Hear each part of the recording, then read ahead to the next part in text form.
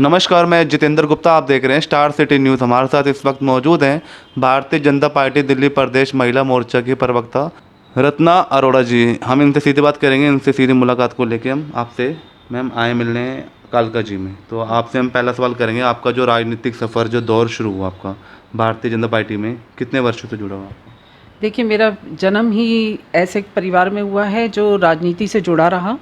तो मैं शुरू से ही, मेरे पापा, मेरे ताऊ जी राजनीति में जुड़े हुए थे। मेरे ताऊ जी कई साल एज अ मेयर ही, लास्ट उनकी जब उनका देहांत हुआ तो वो मेयर थे दिल्ली के। तो उस वक्त से मैं काफ़ी टाइम से एक्टिव हूँ, लेकिन डायरेक्टली अभी तक मैं किसी पद पे नहीं थी। और मैं लास्ट ईयर से पद लिया है मैंने। पहले मंडल में मंत्री रही और अब मैं 24 जुलाई को जो दिल्ली में हमारी महिला मोर्चा अध्यक्ष योगिता सिंह जी ने जो अभी डिक्लेयर की अपनी टीम, उसमें मुझे एज ए प्रवक्ता लिया है। अच्छा, इस कोरोना काल को लेके बात कर लेते हैं मैम। इस कोरोना काल को लेके दो साल होगा, तो इस चीज़ में आपकी क्या भूमिका रहेगी? हम जैसे कि जो हमें कहा जाता है, जैसे हम बीजेपी के लोग हैं, हमें सेवा का ही कार्य दिया जाता है। तो मोदी जी ने चाहा कि भाई हम सारे कार्यकर्ता जिस तरह की भी सेवा लोगों को कर सकें तो हम करते रहे। जैसे पिछले साल थोड़ा खाना बांटना, लोग गरीब लोग जैसे परेशान हो रहे थे, अनाज नहीं मिल रहा था, उन्हें परेशानी हो रही थी, तो हम लोग जा के जहां हमें सेवा के लिए, जैसे कहीं से फ्रूट लेके बांटे, कहीं बच्चों को दूध पहुंचाने की कोशिश की, फल दिए, और जहाँ भी हमने खाना बना के खुद घरों में अपनी कुछ सहेलियों के साथ मिलके हम जाके बांट के आते थे खाना। और जो ये दूसरी दौर आया था, तो इसमें जैसे सबसे ज़्यादा मुश्किल लोगों को ऑक्सीजन सिलेंडर की हुई, तो हमने उसका ही इंतज़ाम करने के लिए बहुत कोशिशें की। जैसे एसी के जो वो फिल करने आते ना, गैस की सिलेंडर लेके, तो सिलेंडर नहीं मिल रहे थे, तो हमने वही सिलेंडर लेके खाली करवा के उसमें ऑक्सीजन भर के लोगों को सप्लाई करने की कोशिश की। अच्छा, मुफ्त वैक्सीनेशन को लेके जो ड्राइव चल रही है, उसके लिए हमने घर घर लोगों को जाके, जहाँ तक कि अपनी सब्जी वालों को सबको ले जाके, हमने पूर्णिमा सेठी में बैठ के सबको वहाँ पे हमने लगातार सबको वैक्सीनेशन करवाते रहे। और अभी भी जो हमारे पास आता है हम उनको ले जाते हैं और वैक्सीनेशन करवाते हैं। अच्छा, यहाँ के मैम निगम पार्षद कौन है आपके कालका जी वार्ड के? हमारी निगम पार्षद हैं मनप्रीत कौर, जो अकाली दल से हैं। साफ सफाई दुरुस्त है आपके वार्ड में?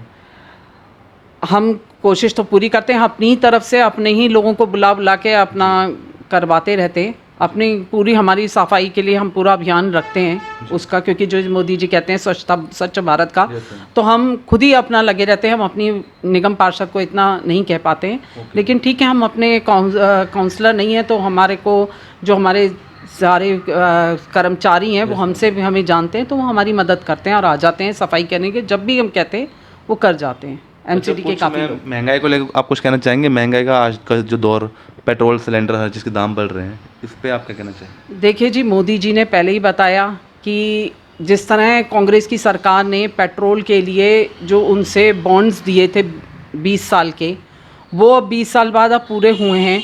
अब उन बॉन्ड्स के ऊपर वो कुछ नहीं कर सकते। उनको पूरा करने के लिए उनको महंगे करनी पड़ी पेट्रोल।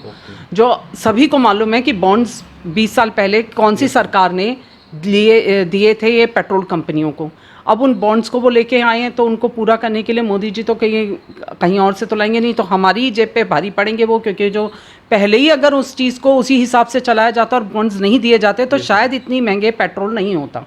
अच्छा, दिल्ली सत्ता को लेकर बात कर लेते हैं। आज की जो वर्तमान सरकार है, आम आदमी पार्टी, लगभग 7 साल हो चुके हैं। क्या लगता है आपको, क्या अपने कामों पे खड़ी उतरी है आज की पार्टी? देखिए, ये तो सिर्फ आपको भी मालूम है कि सिर्फ एडवर्टीजमेंट करते हैं और उसी पे खर्चा करते हैं। जितना उनके पास फंड जाता है सारा एडवर्टीजमेंट पे खर्चा होता है। उसके अलावा वो कोई कार्य नहीं करते। लोग परेशान हैं। जिस तरह उन्होंने बिजली पानी के बिल लोगों के इतने आते हैं, लोग परेशान हैं। 30-30 हज़ार का बिल, 60-60 हज़ार का बिल।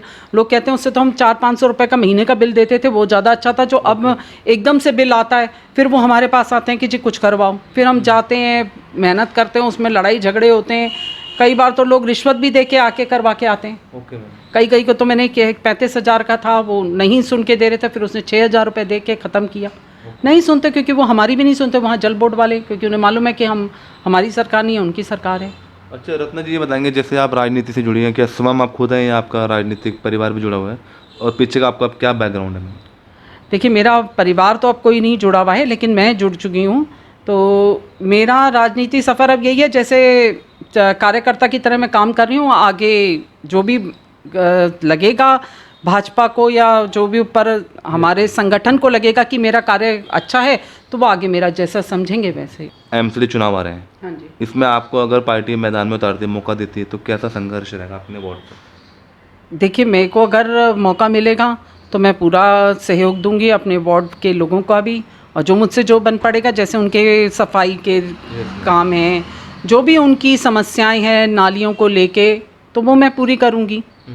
जो भी समस्याएं आती हैं कॉरपोरेशन से रिलेटेड, वो मैं अपना काम करना पूरा करूंगी। अच्छा, अभी जैसे कि मोदी पार्टियों को लेकर जो स्वच्छता अभियान की जो मुहिम चल रही है मैम, कि इस चीज़ को लेकर आप लोगों को अवेयरनेस कर रही हैं आप? हाँ जी, बिल्कुल, हम जाते हैं उसमें लोगों को बताते हैं कि भाई जैसे मोदी जी ने कहा है कि 2 तरह के डस्टबिन होने चाहिए, एक सूखे का, एक गीले का, तो उसके लिए भी हम लोगों को अवेयर करते हैं। घर घर जाके हमने डस्टबिन बांटे भी हैं, उससे लोगों को अपने आप फ्री हमने डस्टबिन दिए हैं कि ये से आप 2 तरह का कूड़ा रखेंगे तो कूड़ा उठाने वाले को भी आसानी रहेगी, और कूड़ा भी हमें अलग अलग करके उनको जो डिस्पोज ऑफ जहाँ करते हैं वहाँ उनको आराम रहेगा। अच्छा, छोटा सा और एक संदेश देना चाहेंगे आप लास्ट में रत्ना जी? संदेश तो मेरे लिए देश के लिए यही है कि मोदी जी जैसे काम करते हैं उनके जैसा और कोई व्यक्ति मुझे अभी तो क्या आगे दूर दूर तक नहीं दिखता।